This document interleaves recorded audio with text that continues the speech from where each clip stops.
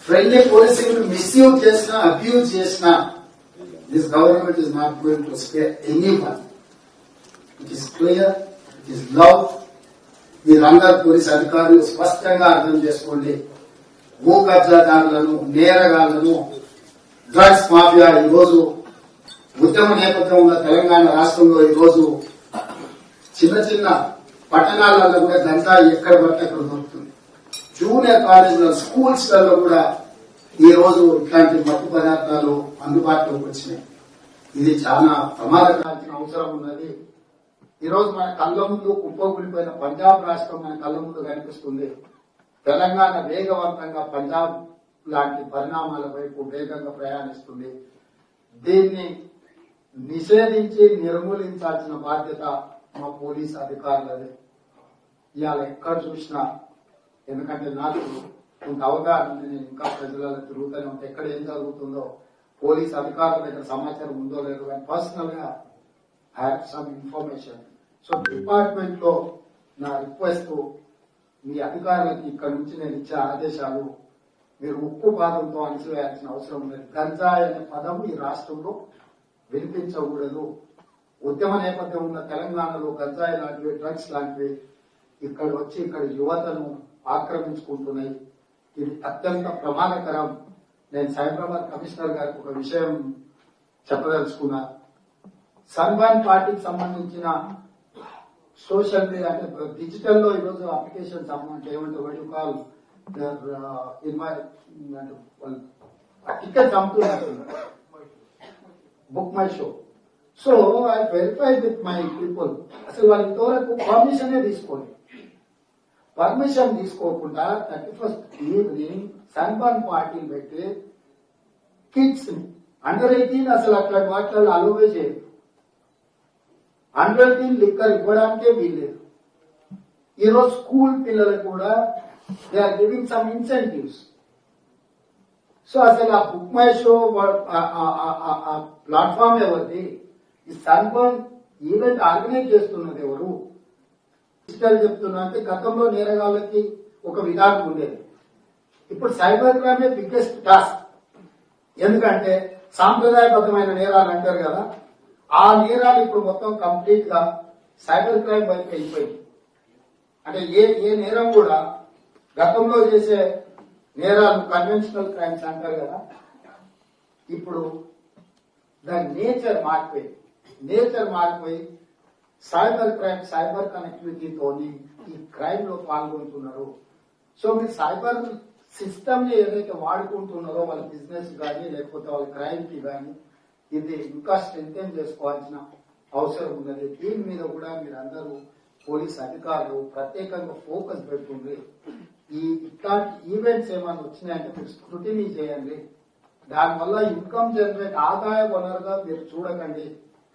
అవి ఎలాంటి కల్చర్ ని మన దగ్గర ఇంజెక్ట్ చేస్తున్నాయి, మన యంగర్ జనరేషన్ ని ఏ విధంగా ముందుకు తీసుకెళ్తున్నాయి. హుక్కా సెంటర్స్ కానీ, పబ్లలో జరిగే వ్యవహారాలు కానీ, లేకపోతే ఇట్లాంటి సన్బర్న్ పార్టీలు ఆల్మోస్ట్ గోవా, మహారాష్ట్ర, కర్ణాటక బ్యాన్ చేసింది, క్యాన్సిల్. ఇంతకుముందు గోవా ఇచ్చిన దాంట్లో జరిగిన ఇన్సిడెంట్ అండ్ యాక్సిడెంట్స్ తోని గోవా గవర్నమెంట్ బ్యాన్ చేసింది, మహారాష్ట్ర గవర్నమెంట్ పర్మిషన్ ఇచ్చి క్యాన్సిల్ చేసింది, అండ్ కర్ణాటక గవర్నమెంట్ పర్మిషన్ ఇచ్చి క్యాన్సిల్ చేసింది. డీటెయిల్ గవర్నమెంట్ ను పోలీస్ ఆఫీసర్స్ వాళ్ళని ఇన్వైట్ చేసి వెల్కమ్ చేస్తున్నాం తెలంగాణ రాష్ట్రంగా. ఏదోనో ఒడితే ఐడియా. కానీ ఇప్పుడు వాళ్ళు మరి మీ దగ్గరికి పర్మిషన్ వచ్చిందా రాలేదా? According to my information there is no such permission for Sunburn party. But they selling the tickets and they collecting money from normal people. So ఇట్లాంటి విషయాలు మీరు కఠినంగా వ్యవహరించండి. ఎంత పెద్దవాళ్ళైనా, ఎంత వాళ్ళ బ్యాక్గ్రౌండ్ ఏమున్నా ఎవరిని స్పేర్ చేయాల్సిన పని లేదు. మీకు ఎవరు మాట్లాడినా ఎవరిని వదలాల్సిన పని లేదు. ప్రభుత్వం సంపూర్ణంగా పోలీస్ అధికారులకు గంజాయి ముఖ్యంగా ఏఓబి ప్రాంతం నుంచి ఎట్లా ట్రాన్స్పోర్ట్ అవుతుంది, ఏమైతుంది, మన దగ్గర పండించేది తక్కువ ఉండొచ్చు కానీ వినియోగించేది ఎక్కువైంది. ఏఓబి ప్రాంతంలో నుంచి మన ప్రాంతానికి గంజాయి ఏ రకంగా వస్తుంది ఏందనే దాని మీద కూడా మా పోలీస్ అధికారులు లా అండ్ ఆర్డర్ కంట్రోల్ చేయడం ఒకటే కాదు, ఈ రోజు ప్రతి జిల్లా ఎస్పీ మీ ప్రాంతాలలో మండల స్థాయి చిన్న చిన్న పట్టణాలలో కూడా కాలేజీలలో ఇది ఎక్కువగా వినియోగిస్తున్నారు. మీరు ప్రత్యేకంగా అధికారులను నియమించండి, సమాచారాన్ని సేకరించండి. ఎవరున్నా కూడా ఎవరిని వదలడానికి వీల్లేదు. ఫైనల్ గా నకిలీ విత్తనాలు ఇది టెర్రరిజం కంటే ప్రమాదకరమైనది. 6 కాళ్ళు కష్టపడే రైతుకు నకిలీ విత్తనాలు అమ్మడం ద్వారా ఈ రోజు రైతు ఆత్మహత్యలు జరుగుతున్నాయంటే కారణం ప్రధానంగా నకిలీ విత్తనాలు. నకిలీ విత్తనాల వెనకాల ఉన్న కార్పొరేట్ కంపెనీ వాళ్ళ కింద సేల్స్ కోసం ఎవరినో ఏజెంట్ అపాయింట్ చేస్తాడు, వీడు ఏదో విత్తనాలు అమ్మేస్తాడు. మీరు ఆ కంపెనీ మీద కేసు పెట్టకుండా ఉంటే వాళ్ళ లాస్ట్ పాయింట్ లో కేసు పెడుతున్నారు. వాడు జయబజరంగ బలి అని పెడతాడు. ఇలాగనే శ్రీ వెంకటేశ్వర అని పేరు మార్చేస్తారు. లైసెన్స్ తప్పు పేరు మీద తీసుకొని అంతకుముందు అన్న పేరు మీద ఉంటే మీరు నోటీస్ ఇవ్వగానే ఫ్యామిలీలో ఇంకొక మెంబర్ మీద తీసుకొని సింపుల్ గా దాని బోర్డు తిప్పేసి నడుస్తుంది.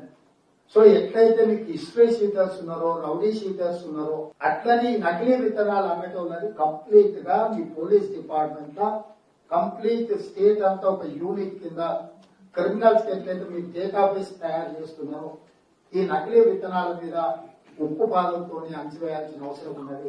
కంపెనీ ఓనర్స్ ని మీరు లయబుల్ చేసినప్పుడు ఈ నిర్ణయాలు అదేవిధంగా ఇప్పుడు ఈ సోషల్ మీడియాలో కూడా చాలా సర్క్యులేట్ చేస్తుంటారు. అంటే మతాల మధ్యలో, కులాల మధ్యలో వైషమ్యాలను పెట్టగొట్టడానికి.